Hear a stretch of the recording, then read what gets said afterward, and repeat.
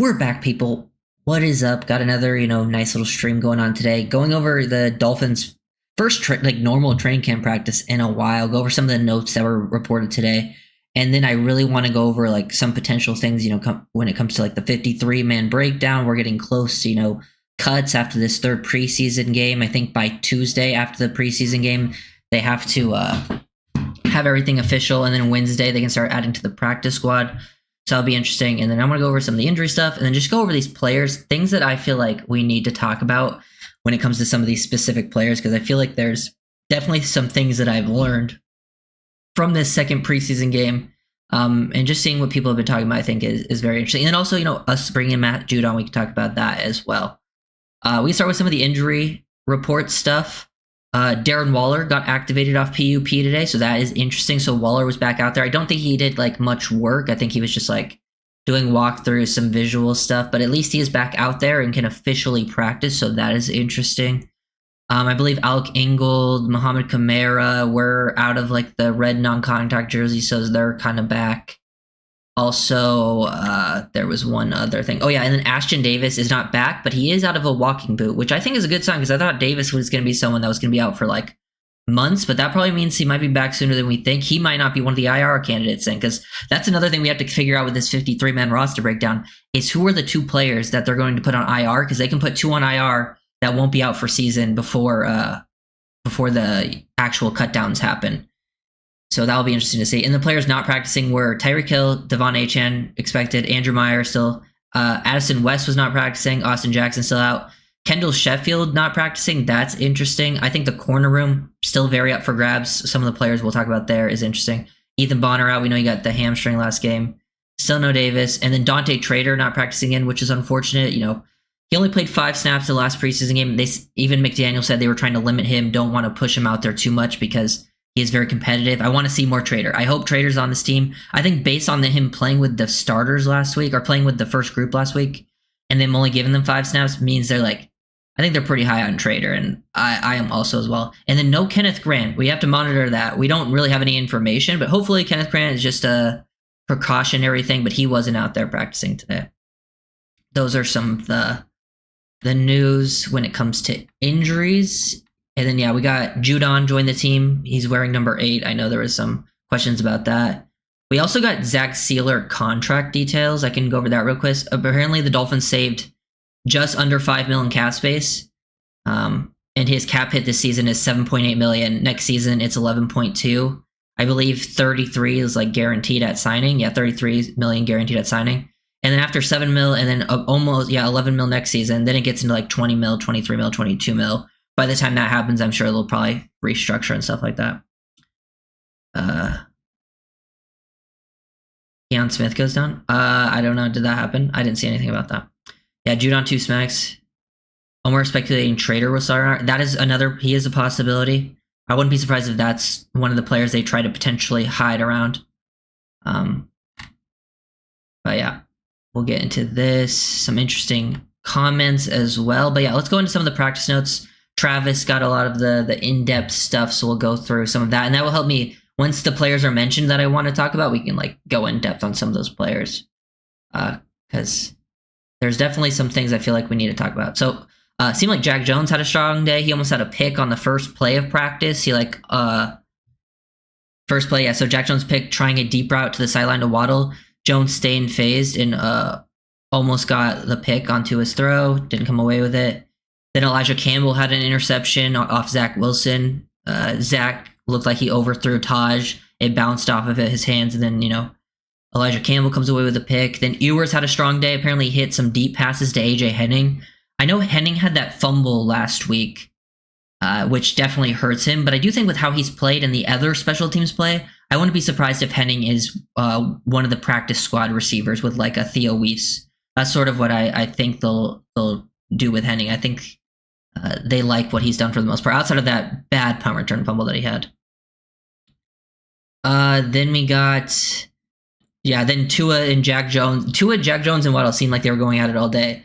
Because then they got one where they completed it to Waddle, and then Jack Jones went up to Tua and said he almost had him.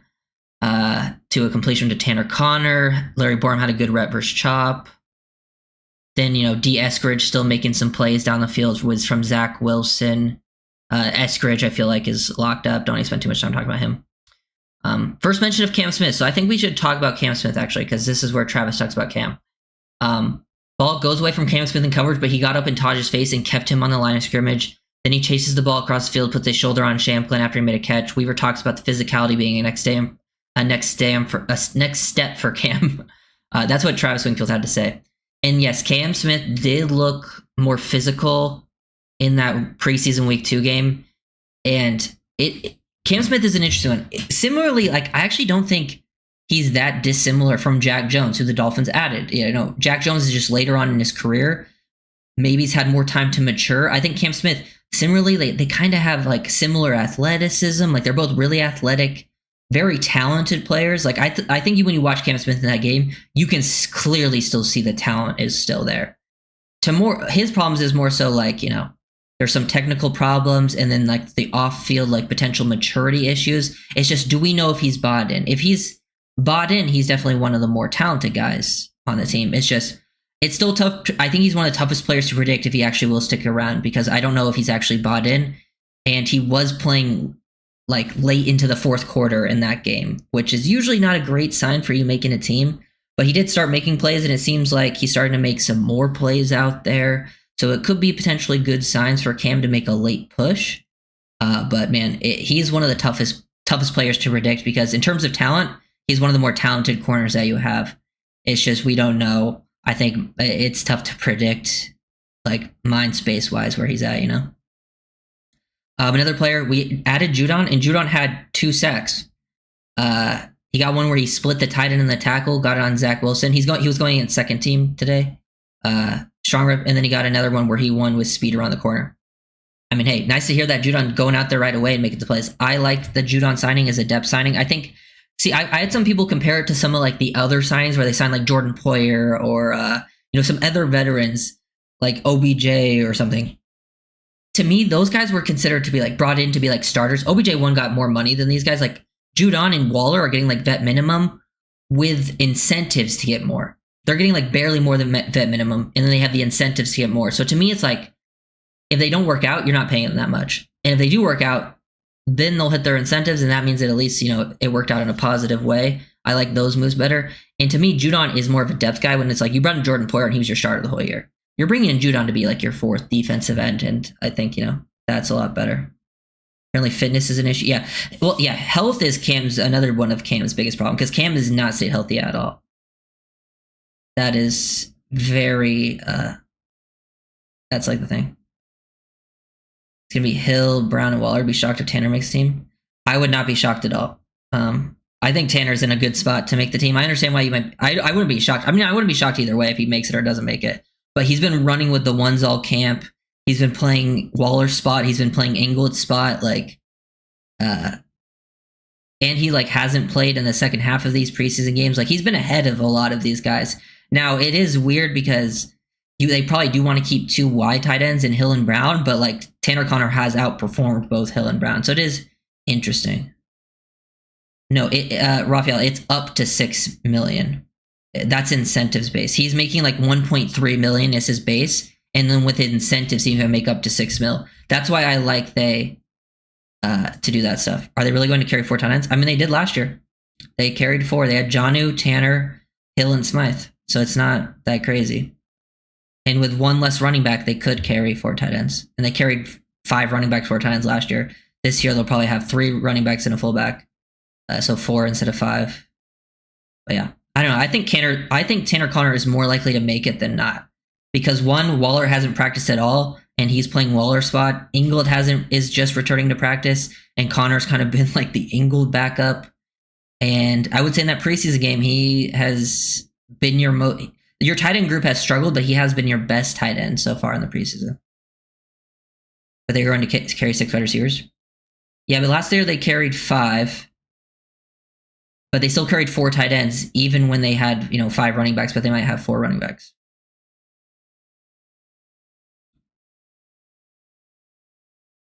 Yeah, but they could carry 6 and 4. It's not. I don't think that's out of the realm of possibility. There's so many things they can do, especially with cutting long snappers have just like elevating long snappers all year long. But who knows?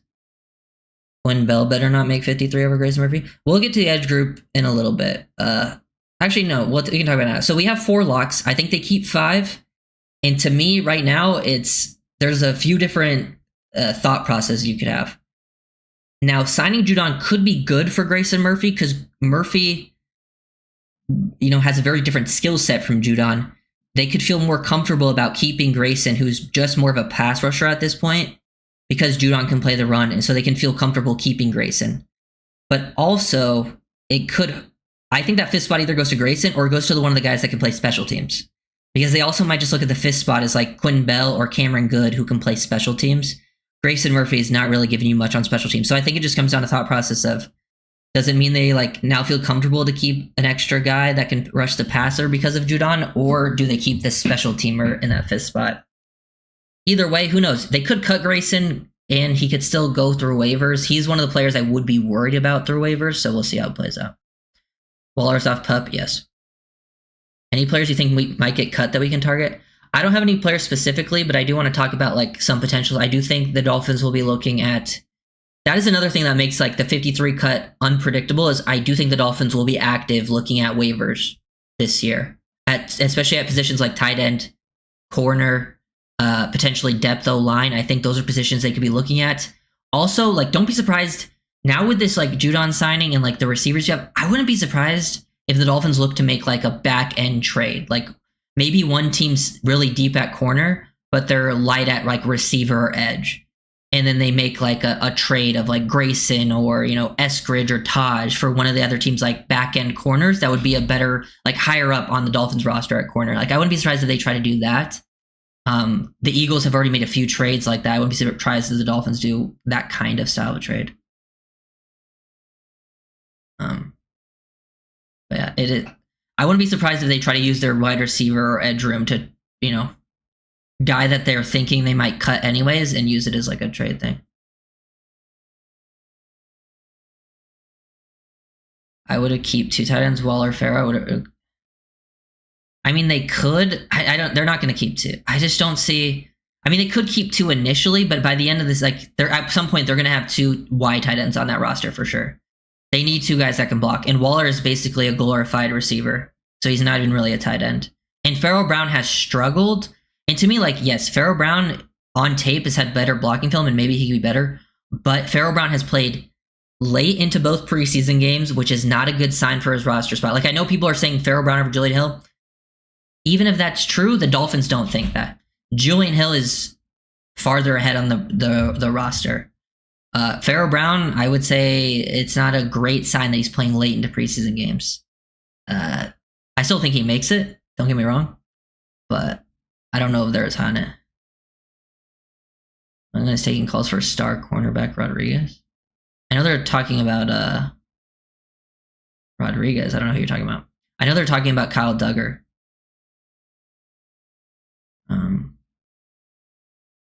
Something like a late pick swap for another team's corner. Yeah. I think like they swap one of our players and then there could be a pick swap involved as well for like a corner or something. But yeah. Let me get back to this. Yeah, Chop making plays. Nothing to really break down there.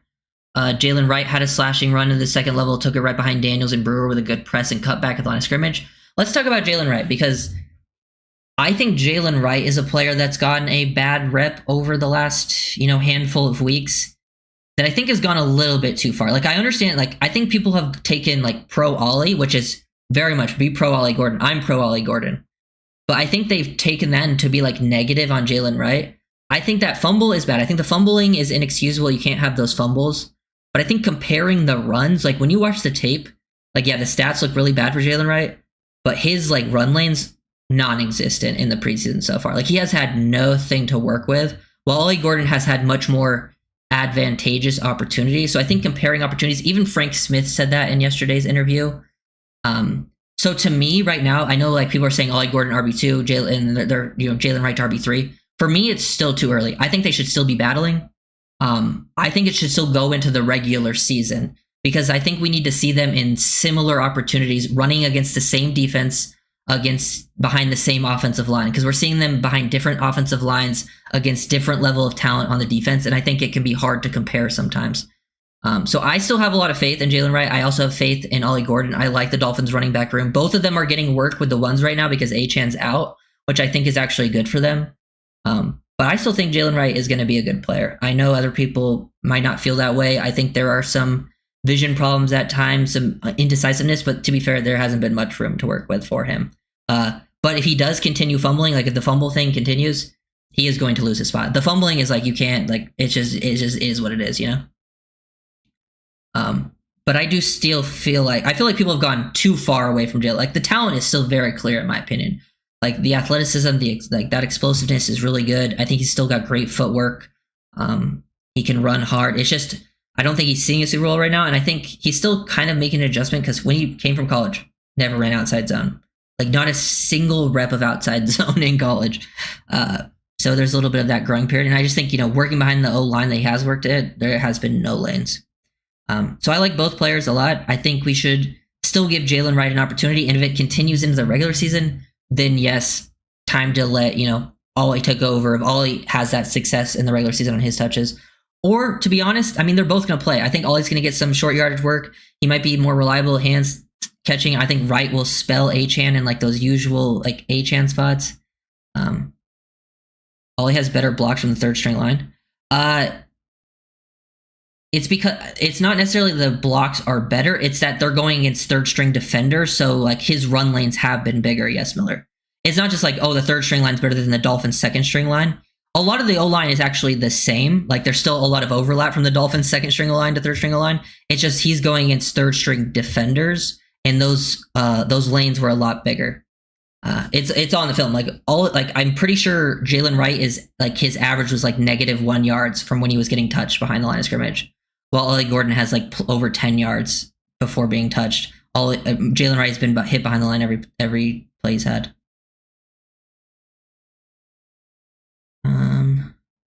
Yeah, I don't think they're trading Christian Gonzalez. The Patriots would be crazy to trade Gonzalez.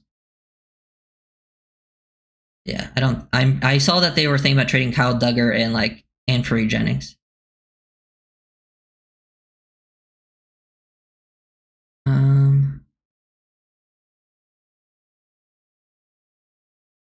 Gotta love Ollie's signature spin move. Yeah. Okay, so let's get into more of this. Yeah, Ollie with a good play. He had a nice cut and burst, picked up 4 to 5 yards. But we just talked about Jalen Wright and Ollie. Jalen Phillips continuing, making plays. He got, in there back-to-back, stopped to run, and then got a sack. I'll say this. I've said it again, and I said this last time Jalen Phillips was healthy.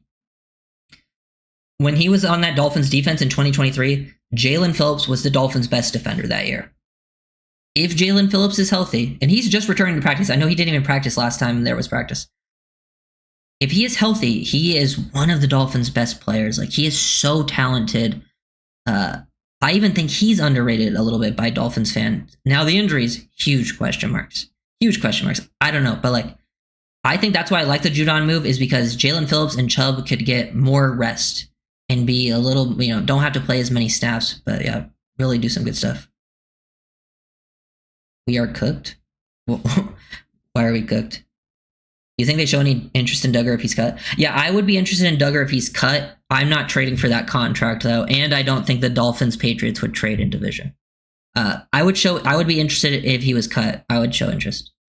Jordan Phillips making some plays. If you guys didn't see, I made a Kenneth Grant, Jordan Phillips, Zeke Biggers video today. Just for the rookie D tackles. Feel good about that. I feel good about the rookie class in general. We'll talk about more of some of those people. Jack Jones continuously making plays. Tua had to throw it away because Jack Jones had good coverage. Zach Wilson as a Conma. Elijah Campbell gets a run fit stop. I will say this. I feel like Elijah Campbell is, with Ashton Davis out, is the current starter. I feel like Melifonwu is kind of being worked back, And I think Melifonwu will still see playing time, but I think he's kind of be slowly worked back. He's still playing a lot in the preseason. I think Campbell is going to be the starter next to Minka. I think Melifonwu is going to come in those 3 safety sets to play as like a big nickel type of player. And that will be interesting. Maybe they use him as like a tight end, cover guy, things like that. Use him down in the box. But yeah, I think Campbell might get first opportunity to at least start the year. I think a lot of the safeties are going to play throughout the season. But I think Campbell's going to get an opportunity. And then Jason Marshall mentioned. Jason Marshall in phase on a Tua shot to Waddle in the end zone and breaks it up. Apparently it was a pretty good throw, but Marshall punched it out, had good coverage. Like hearing that, I think Marshall's someone we need to talk about because Minka said it yesterday. He said Jason Marshall played lights out in the slot. A lot of people were talking about Jason Marshall with his slot opportunities. He looked interesting. And apparently he did a lot of slot work today as well. So that is something I think the Dolphins are going to be looking at. And this is my sort of thought process with the nickel right now. So if you look at the nickel backs of the team. So obviously Kader Kohu out for season. Mike Hilton is the starting nickel. I mean, that's what I'm guessing. I think Mike Hilton should start the year at nickel because he has a lot of experience playing there. He can be a vet presence. But if Mike Hilton, in my opinion, there's a possibility of him having a trajectory of having his play fall off because he is an older veteran going to a new scheme. We've seen it happen before. He could play good. He could struggle. I think that's a possibility. To me, if Mike Hilton does end up struggling, I would like to see Jason Marshall get a shot at nickel at some point through the season. I would not be surprised if he does end up starting at nickel some point. Probably later. I mean, whether it's because of injury or they just hey, it's time to give the rookie a shot. I think, he showed me better run defense film than I expected. So shout out Jason Marshall. He's been pretty good in the preseason so far. It's not the regular season, so you got to take some of it with a grain of salt. But I do like what I've seen so far from Jason Marshall Jr. I'd ask about McDuffie and Sen. Yeah, I mean, they're not giving up McDuffie. I just don't think Jalen Phillips is a valuable trade tool right now because of him coming off the injuries. I think that really hurts his value. Duggar had a bad season last year. Yeah, he was banged up and had a down season. I think that you just got to get him in the right scheme. I think the Dolphins have a pretty good scheme for him.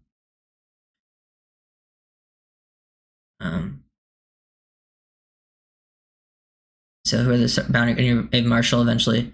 I think the starting boundary guys, probably to start the year, will be Storm Duck and Kendall Sheffield. It seems like those are the guys ahead.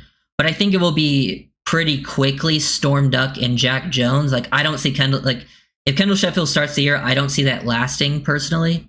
I think Jack Jones should get the shot. He even had a quote today that I thought was interesting. Jack Jones says he considers himself an off corner, like an off-man zone corner. We've talked about that in that film breakdown I made.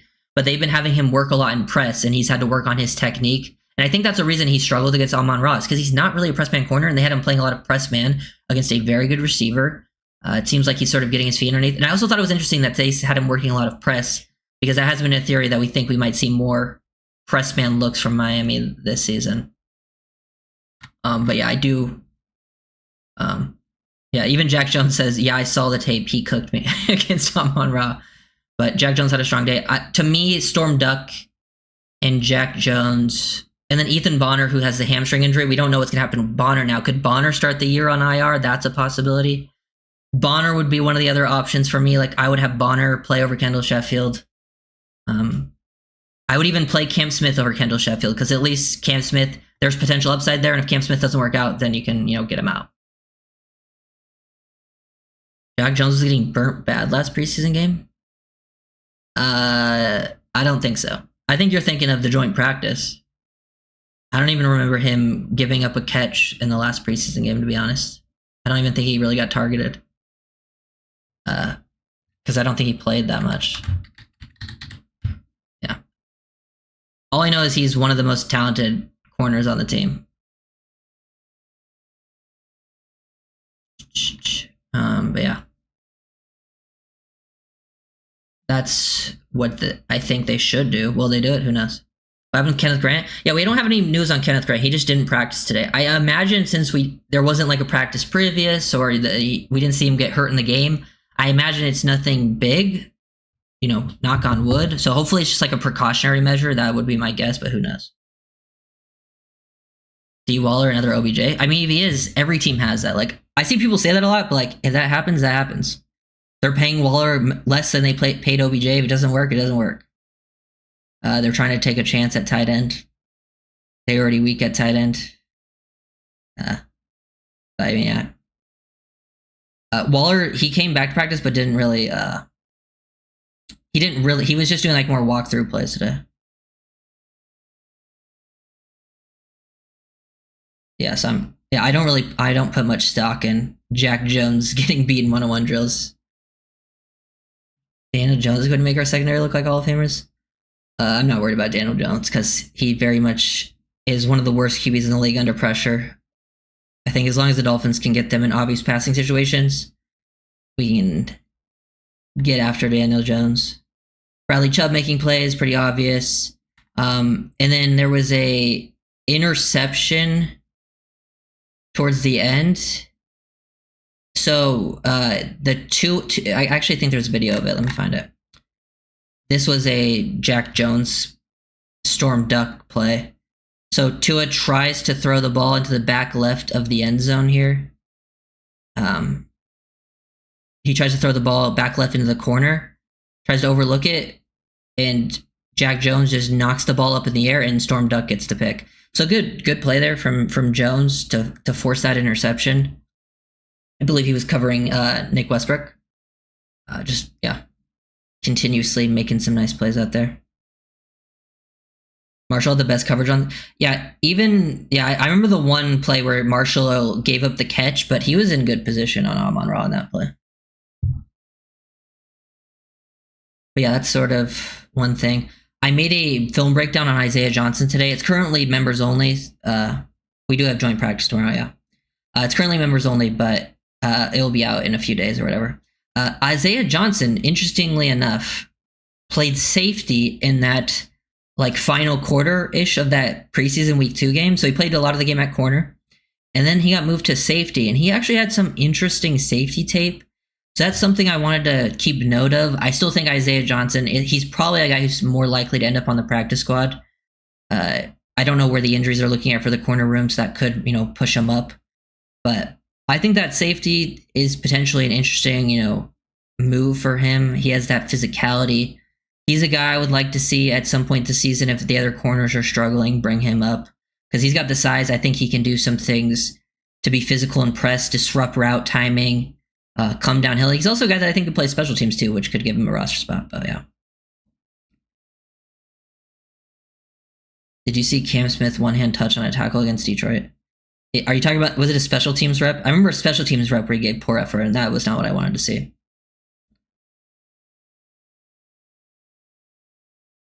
Do you think we'll have significant improvements in special teams? From what I've seen so far, I think the special teams group will definitely be better.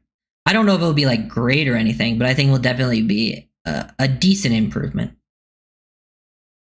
But I don't know, I'm not a special teams expert, but it just seems like people are playing harder, playing more disciplined. I think that's a good sign. Always a solid sign there. Let's see, what other potential players for the 53 that I want to talk about, because those were all the practice notes. I think there's some interviews going on, but I haven't seen everything.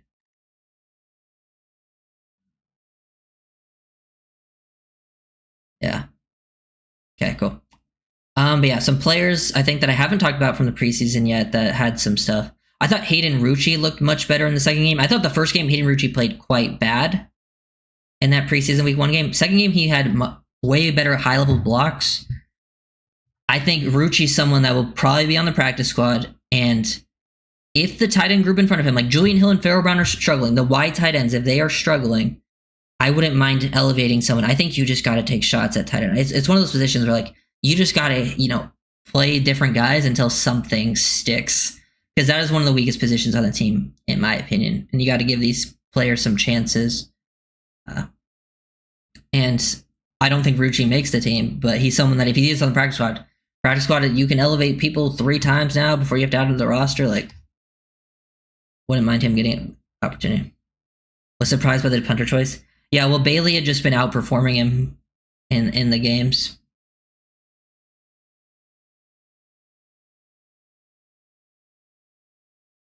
Ike and Meyer aren't healthy, then who's backup center? Brunskill. Brunskill is the backup. He's the backup with Meyer out right now, and Ike out, obviously. But I actually think even he would probably go in over Ike if I had to guess. But who knows? The offensive line group, I think, is one of the toughest groups to guess right now because of the injuries. I don't know what they're doing with Meyer and Liam. I don't know if those guys are going to start the year on some injury list, or if I don't know what the plan is there. So that's why it's tough to predict. Like, are they going to keep Braden Daniels, or what are they doing with Brunskill? What's going on with Keon Smith? Obviously Larry Borum's making the team. Larry Borum's another player we should talk about. I actually plan on making a full breakdown on him, because I will say, like, Borum's Chicago film, really bad.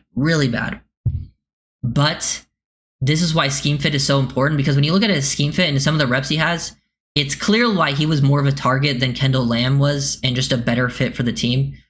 Because Dolphins do a really good job of helping out. Like, they were having him jump set a lot, and jump setting made his pass pro look much cleaner, and is going to make his life a lot easier. And just with how the Dolphins get out the ball quickly, it helps.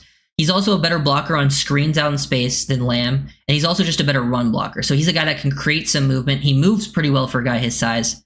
He's someone that could actually go in and replace, like, him and Austin Jackson have similar strengths and weaknesses. So when Austin Jackson is out and he has to play right tackle, he can at least play the same style Austin would play.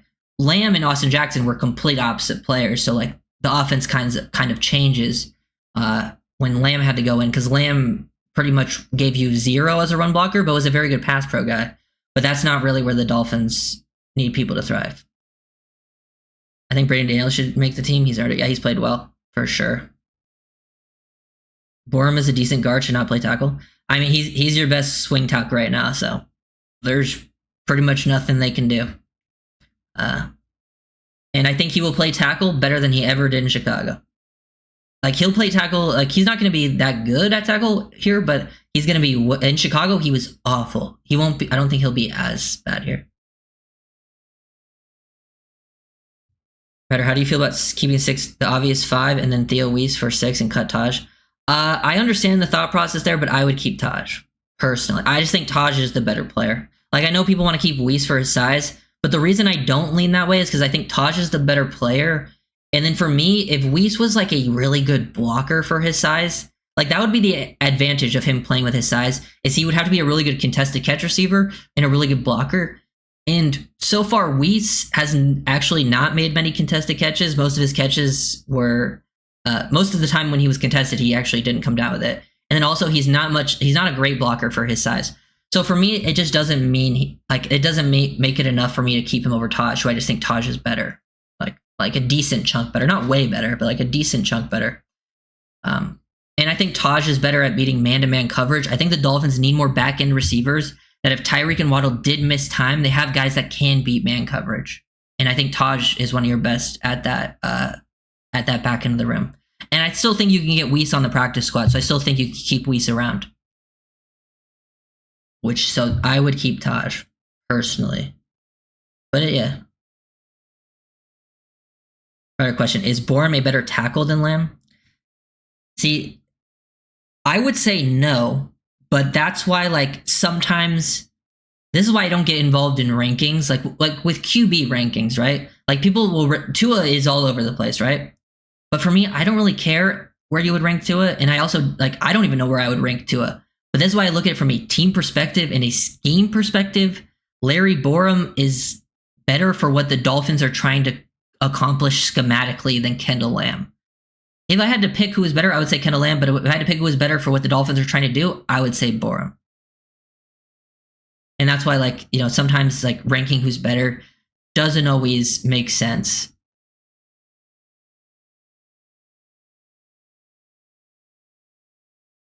Oh yeah, for sure the receiver room is better. Yeah, thank God we don't have to watch Chosen anymore. Which undrafted rookies have the best chance of making the roster? Honestly, I don't know if any of them do right now. Right now, I don't know. I guess Theo Weiss has a chance after that last game, but I still don't think he makes it. I think Eugene Asante, because he's had some pretty good special teams play and he's at least been flying around, but I still think he's a practice squad player. I'm probably going to make a video on a Eugene Asante this week too, so keep an eye out on that. He's had some interesting stuff, but I still think practice squad. But a lot of things can change. It takes one practice, one really good practice, one really good preseason game to potentially change their mind. But I think right now, I would say 0. Just looking at it.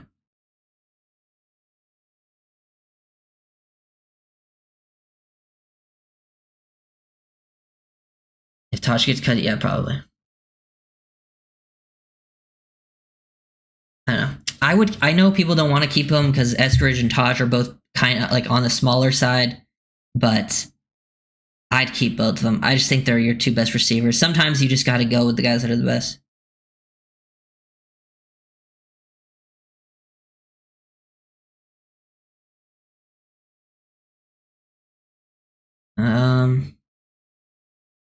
Do we unload Tennessee guy and keep either? Who, Nick Westbrook? No. Hell no. Bro, I will tell you this right now. The Dolphins would be very foolish to get rid of Nick Westbrook-Akine. Nick Westbrook-Akine is about to be very underrated to what the Dolphins are doing this season because, one, I think he's a better receiver than people are giving him credit for. I think he's been underplayed from people from that perspective. Plus, he's really the only receiver on this team that can do the dirty work. Like what they ask out of Juwan Jennings in San Francisco, they're going to ask Nick Westbrook-Akine to be involved as a blocker like that. Like he's going to do a lot of things that are very valuable to the team that like Theo Weiss and Armstrong just, they don't play with that kind of physicality. And also Nick Westbrook-Akine is going to be a valuable red zone target. So in my opinion, I think they'd be very foolish to do that. I love Nick Westbrook-Akine. I think he's going to be a nice piece for us. Jason Marshall looks good. Yes, he does. I think I like the nickel work. I think he showed. I think the most impressive thing about his nickel game is that he did not want to tackle in college at all. I don't think he tried to tackle ever in his entire career. He went out there and he was physical off blocks. He beat blocks and made tackles in the backfield. Really solid stuff. He's very talented. Like he has some very he's very fluid. The athleticism, the mirror and match ability was always there. Like his film against LSU in 2023, I think is what people point to a lot. Had good film against Neighbors and even some against Brian Thomas Jr. too. So hope if he's there, like from a mental standpoint, like yeah, I liked what I've seen so far. People think he's another Cedric Wilson. Yeah, he's nothing like Cedric Wilson, like play style wise. Yeah, 4 receivers are locked for sure. And honestly, I think even like Eskridge just kind of locked himself in almost. Like I would feel pretty comfortable saying like he's locked, but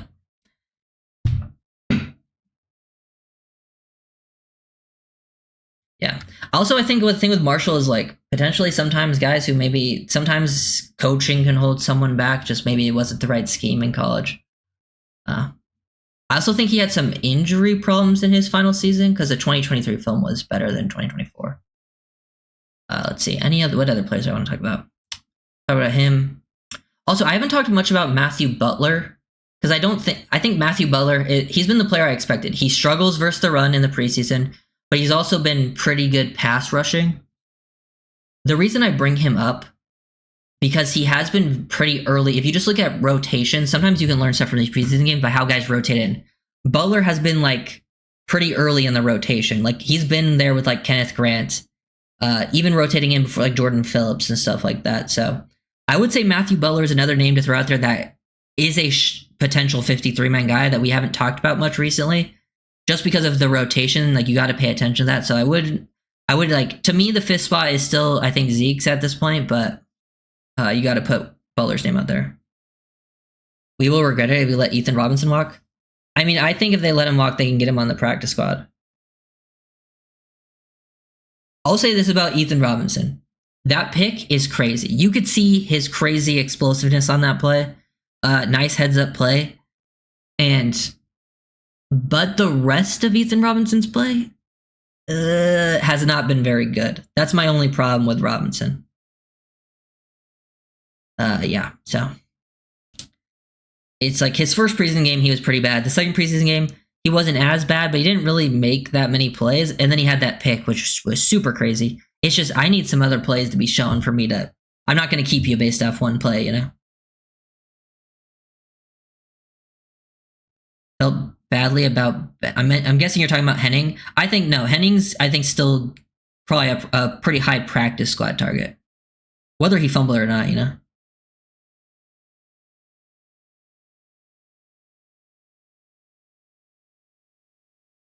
I mean, yeah, but I gotta give credit for him for that play. That play was crazy. Honestly, that play might have given him a practice squad spot.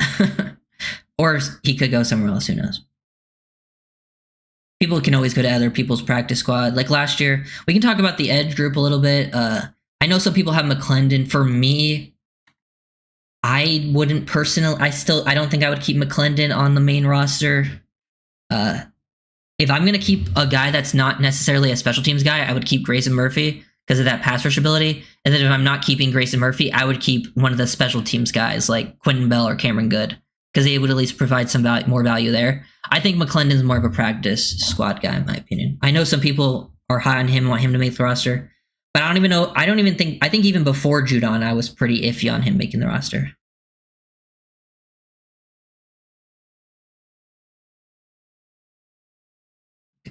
I just don't think Henning has a chance. I feel like he's like the 8th guy, and we don't even know if we're keeping 6. Matt Dickerson. I like Dickerson as well. The only weird part about Dickerson's game is he barely played last week. And that could mean a few different things. Like, actually, let me see how many snaps he played. I just barely noticed him last week. And he was playing late into the game, too. Like, his rotation was weird. So I wonder if that means maybe the Dolphins are trying to, like, he ended up playing around, let's see, 20-ish snaps. Some of these are special teams, though. But yeah, I don't know. Dickerson, he played later than I expected into that game, which is not a great sign.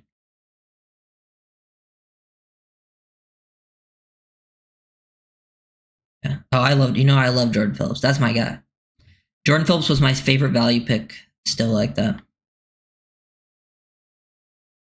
Yeah. We'll see how that ends up playing out. I like seeing Jason Marshall get some love, especially after, the yesterday stuff. But I wouldn't be surprised if they kept like a McClendon still. It's not, they might like him more than I do. There's always players like that, though, they'll like more than I do. I like McClendon, but I don't know. Tyson Bagent got extended.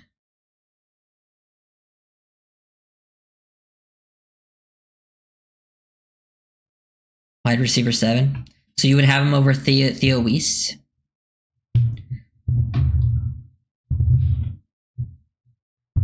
Yeah. Cam's just it's a tough one, man. I think when you watch that film, you can clearly see he's one of the more talented people on that field in preseason. It's just the other stuff that you don't know. Like, there's a reason he was a second-round pick. The talent is there. But it might be best case scenario for him to go somewhere else. Sometimes players have to go to different teams. What does it take for Quinn to take the backup spot from Zach? Probably an injury. Probably Zach having to play Tua would have to miss time. Zach would have to play, and then Zach would either have to also get injured or have to play really, really bad, and then they would put Quinn in. And then he would take the spot. That would be my guess of how it happened. Is there anyone else that I needed to talk about? Yeah, so we talked about this a little bit earlier. I think the Dolphins are going to be involved in potential some claims. I don't know who's going to be available, so that obviously depends on who's available, who's not available. Like if someone they're not interested is not available, or if the guy gets claimed before they're in the order. And I believe the claim order is the draft order, so they'll be 13th-ish. We'll see if they end up going after someone. They brought in Grant DeBose last year. I wouldn't be surprised because they had so many receiver injuries last year. Wouldn't be surprised if we see corner, O-line, tight end. That feels like the most likely. But it just depends on who's cut. Or I wouldn't be surprised with the depth they have at certain positions if they do one of those back end roster trades. Find a team that's deep at corner or tight end, and make a trade with one of your receivers that's on the back end or edge or something like that.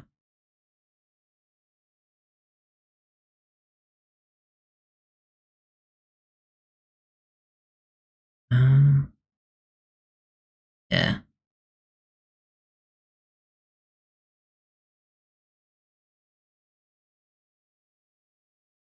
Yeah.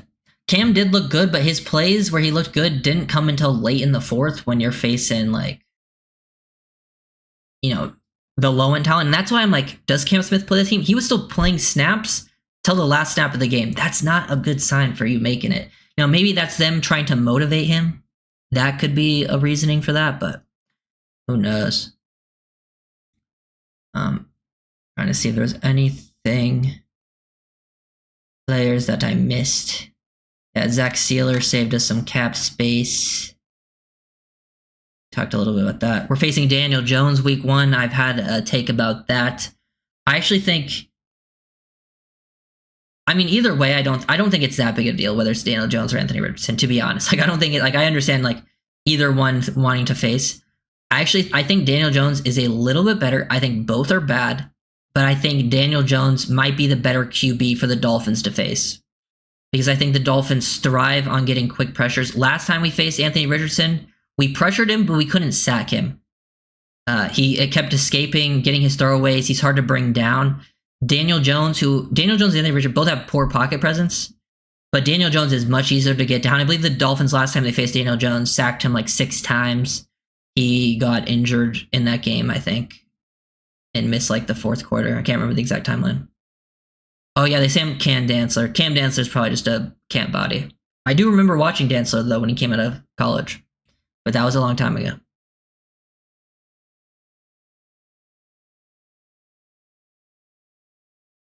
Watson from Case. I mean, yeah, I don't know.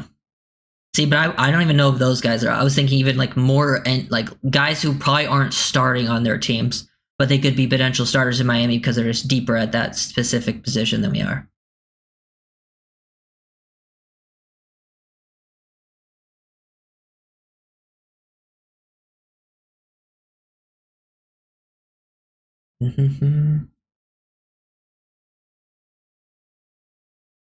Cam and Weiss both made plays against you. Yeah, and that's a reason like I'm still not like Weiss should make the squad. I still like him as a practice squad option, but it wasn't like he's not a big separator and he wasn't like, but he did show like he's a very nuanced route runner. All right, face Jones. Yeah.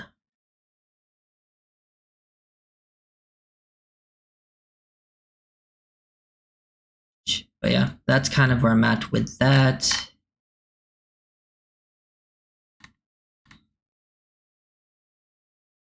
Okay, yeah. Any final questions? Because I think I went over everything that I wanted to go over.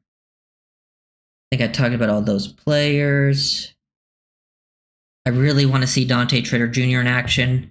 Trader was like probably the rookie I wanted to see the most in preseason, and the fact that he's going to be the rookie we see the least because of the injury is so disappointing to me, because I'm such a big fan. Oh, we'll see. Yeah. Hit me with questions or, any statements about what you think is going to happen. I think the 53 is going to change a lot. We'll talk about it more after the 3rd game because, sometimes the injury stuff. What is the word on Asante Samuel Jr.? I mean, I think we've seen those reports. It's pretty mixed, right? Like, did he visit? Did he not visit? Who knows? I've talked about it. Like, I actually don't know. I don't know the sources, if he was there or not. But the thing with Asante Samuel, I have said if they were going to sign a veteran corner, like but I still don't know if it's a necessity. Like, I would rather get him than Rasul Douglas, even though he has the injury problems and he'll probably get injured. Ollie over Wright all day. See, I talked about that earlier. I think we're jumping the gun a little bit, to be honest. And I do like Ollie a lot, but I also think we've been too. The fan base has been too negative on Jalen Wright. Can't be fumbling. The fumbling is inexcusable. The fumbling will make him lose his spot. But also, I just think they've had very different opportunities. And if you watch the film, yeah, Jalen Wright has been indecisive and not shown great vision, but also there's been nowhere for him to run. Like, nowhere. So that's why I'm like, more so, let the battle go into the regular season. See who performs better behind the same O-line against the same like defensive talent level. So I think that will tell the better story. For the Colts receivers, Colts have pretty good receivers. They got Michael Pittman Jr. Shout out him. I played against him. Adonai Mitchell, Alec Pierce, Josh Downs, their slot receiver. I think Downs might be their best receiver. They have a pretty good like 4 receiver thing like that. Yeah, Mitchell was a rookie last year, 2nd-year guy, really talented. I think we can get Weiss on the practice squad. I think there's one position that's stacked around the NFL. It's receiver. And I feel like other receivers would be more likely to get claimed than Weiss. I feel like Weiss is going to stay. I just think there's so many receivers, like, I don't think teams are going to claim him. This is my biggest gripe with Mike McDaniel. Right fumbles and you keep him in the game. I mean, did they keep him in the game? I thought he got pulled after that. And even if he did stay in the game, it's preseason. Like, I feel like, I don't know. That's not something I would put any stock into in a preseason game if he fumbled and still stayed in the game.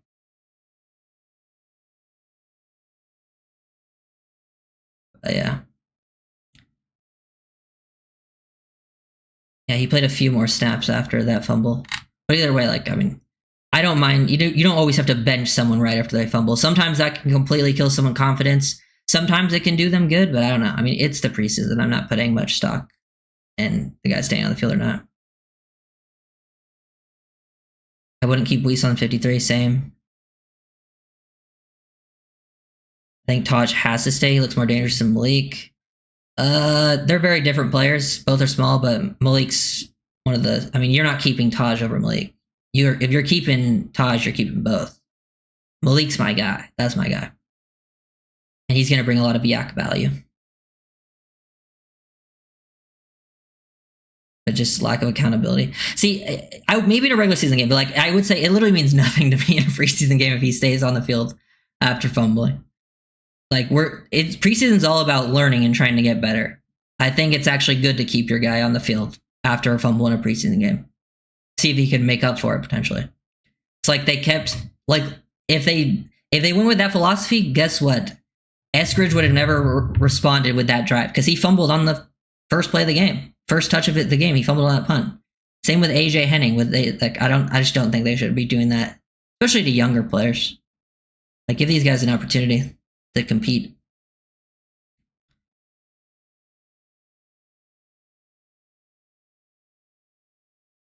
The volume keeps going out. You probably need to restart or like refresh the stream. Just ice cool.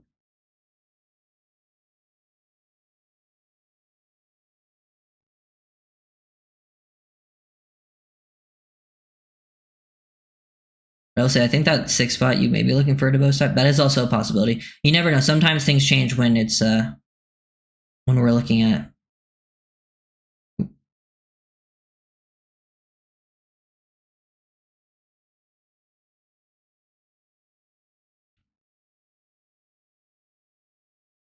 Okay.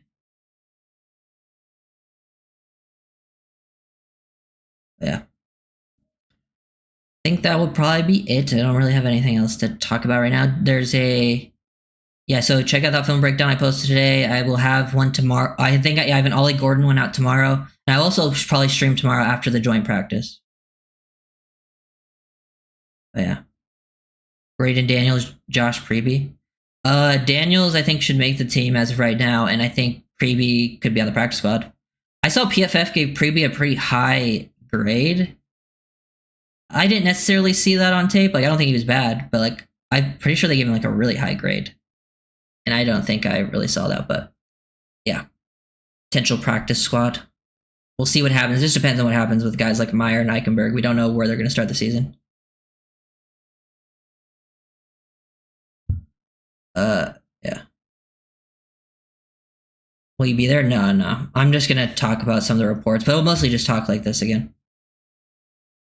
It's too far away. Yeah. Thank you guys for watching.